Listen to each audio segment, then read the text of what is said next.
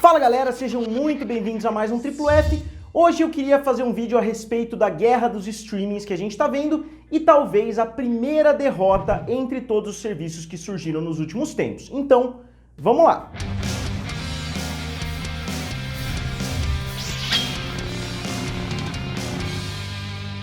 E galera, se vocês ainda não são inscritos aqui no canal Triplo F, se inscrevam que eu tô tentando chegar a 200 mil inscritos e se não me engano faltam cerca de 15 mil. Eu sei que vários de vocês que acompanham os vídeos ainda não se inscreveram, então se vocês pudessem me dar essa ajudinha, eu ficaria muito agradecido.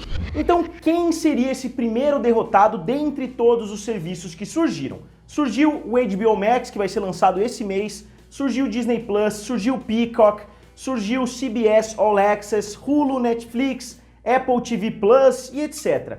Mas um deles eu fiz um vídeo algumas semanas atrás que é o Quibi. Um deles tomou uma estratégia extremamente diferente das outras, que foi fazer um conteúdo bem menor e um conteúdo que você só poderia ver no seu celular. Eu baixei o Quibi está disponível mundialmente, só que não tem legenda nenhuma, tem legenda em espanhol, se não me engano.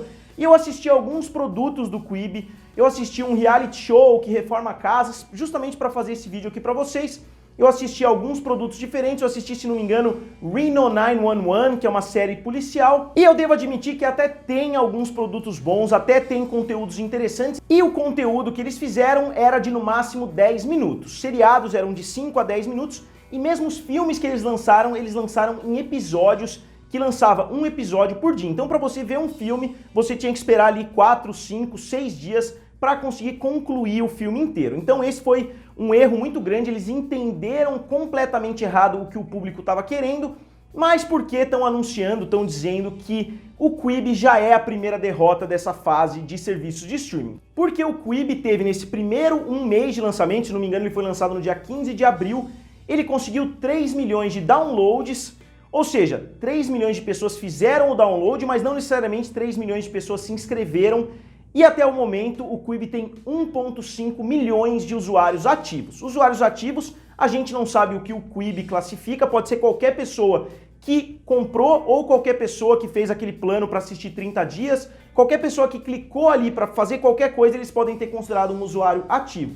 Mas 1,5 milhão é um número alto? Não. A gente tem que lembrar que o Disney Plus no primeiro dia tinha 10 milhões de inscritos com um valor parecido, e hoje o Disney Plus já está com 55, 60, só que o problema não é nem esse, obviamente não dá pra gente comparar o Quibi com a Disney, o problema é que o próprio Jeffrey Katzenberg, que é o criador do Quibi, tinha falado que eles iam ter uma estreia fenomenal, que eles iam fazer números incríveis e etc. E, obviamente, isso não aconteceu, ele mesmo já admitiu que fez 10% do que eles esperavam, então eles esperavam ali no primeiro mês ter pelo menos 15 milhões de inscritos. E detalhe, é um programa que você pode baixar no mundo inteiro, diferente do Disney Plus, provavelmente do HBO Max, onde você só vai poder acessar pelos Estados Unidos. Então, na verdade, não seria nem 1,5 milhão de pessoas nos Estados Unidos, e sim 1,5 milhão de pessoas ao redor do mundo todo. Eu mesmo, com certeza, para o Quibi, sou considerado um usuário ativo. E o Jeffrey Katzenberg, que é um cara que eu falei um pouquinho no meu vídeo anterior, eu vou falar mais um pouquinho dele nesse vídeo, jogou completamente a culpa desse fracasso nessa pandemia que a gente está passando. Mas os dados não condizem nem um pouco com isso, a gente está vendo os acessos tanto no YouTube, quanto no Disney Plus, quanto na Netflix, quanto na Amazon Prime, a gente está vendo tudo crescendo. As plataformas de vídeos curtos, na verdade, tiveram um aumento de 54% nesse período, só que o Quibi não conseguiu engrenar de forma alguma.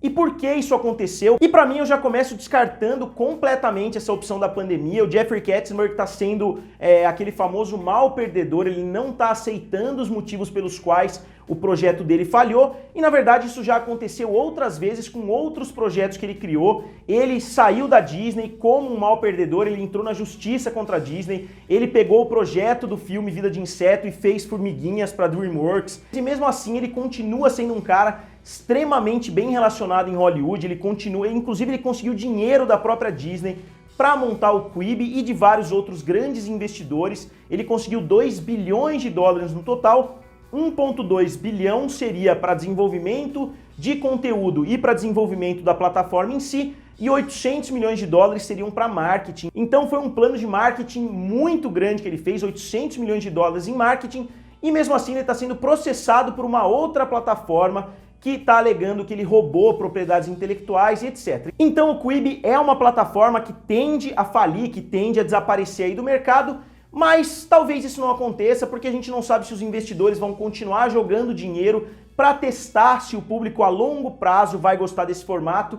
E tem mais algumas coisas que o Jeffrey Katzenberg fez que ele deveria admitir que ele fez errado, porque inclusive eles já mudaram. Vocês vão lembrar no meu vídeo anterior que eu disse que era uma plataforma exclusiva para celulares. Você não poderia acessar pelo computador, você não poderia acessar pela televisão, e eles já mudaram completamente isso. Logo, acho que 15 dias depois do lançamento, Jeffrey Katzenberg já tinha aberto essa possibilidade de passar na televisão, de passar no computador, porque não faz o menor sentido. Se a Netflix tem no celular, tem no computador, tem na televisão, por que você tiraria essas duas opções, mesmo que você não queira que as pessoas assistam na televisão, da mesma forma que muitas pessoas que produzem conteúdo para a Netflix pedem para as pessoas assistirem na TV, muitas pessoas odeiam que você assista o conteúdo deles no celular, mas mesmo assim é uma opção da Netflix. Então, se o Quibi prefere que você assista no celular, ele que avise conteúdo feito próprio para celular, mas não exija que as pessoas assistam somente nesse formato.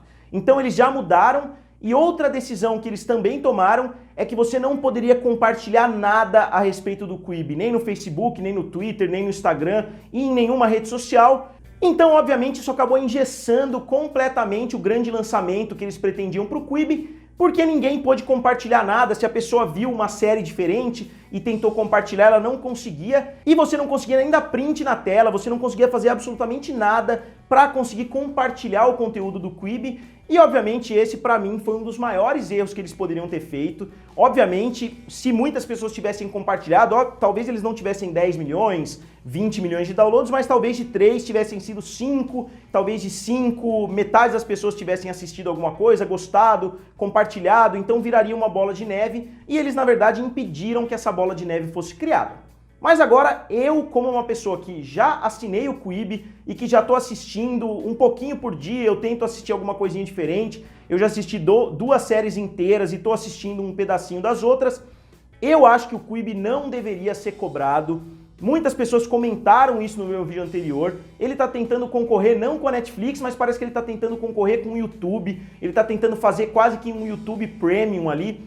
E eu acho que eles acabaram enganando as pessoas. Eu assisti achando que eles iam pegar um conteúdo de 20 minutos e iam condensar esse conteúdo para fazer de 6 minutos. Eu achei que seria uma série bem acelerada, eu achei que seriam produtos muito dinâmicos, mas não. Eles pegam quase que um episódio normal, o Reno 911, por exemplo, eles pegam um episódio de 20 minutos e simplesmente dividem em 3. Dá pra gente ver até que é uma série que foi dividida, então eu não tenho nem certeza se tudo que eles fizeram foi gravado especificamente para o Quibi. Pode ser que sim, mas eu acho que algumas coisas que eu assisti eu acredito que não. E essa estratégia de dividir em vários episódios é uma estratégia quase que perfeita aí para você fingir que lançou muito conteúdo. Porque essa série, por exemplo, o Reno 911, ela tem 12 episódios na primeira temporada, então você vai assistir e fala, pô, legal, tem 12 episódios, só que esses 12 episódios equivalem a 80 minutos. Então esses 12 equivalem a 3 episódios de uma série normal. Então se eles queriam fazer, vamos fazer um conteúdo de 6 minutos,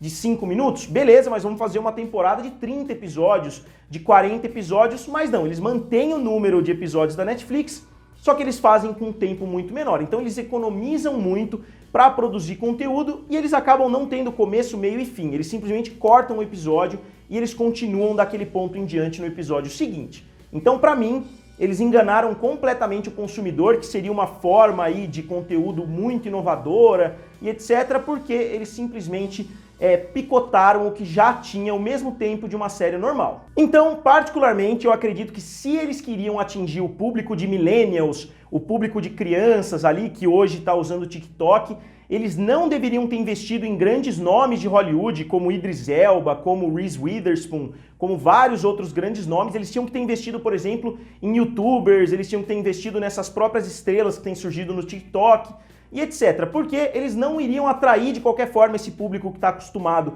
a ver coisas na vertical, no celular, que seria exatamente o público de TikTok e dos stories do Instagram, por exemplo. Mas não, eles investiram nessas grandes estrelas que muitas vezes essa geração mais nova nem conhece. Se eles queriam mesmo que tivesse sido uma explosão, eles tinham que ter ido atrás e principalmente tinha que ser gratuito. Porque Mesmo os noticiários que existem ali, que seria o ponto mais interessante na minha opinião, você tem vários noticiários que ao invés de você ter que assistir um noticiário de 1 hora, você assiste um de 6 minutos, ali de um noticiário, você assiste de outro. Então eles até têm coisas interessantes lá, mas eu acho que não serve como uma plataforma paga. Obviamente porque existem jornais também no YouTube, muitos canais de televisão jogam praticamente todo o seu conteúdo no YouTube hoje, porque eles ganham também com as visualizações e eles fazem um marketing ali orgânico. Então eu acho que eles já partiram de uma premissa completamente errada. Eu acho que eles partiram da premissa que o público quer assistir conteúdos menores, porque eles analisaram os dados e eles viram que a média que as pessoas assistem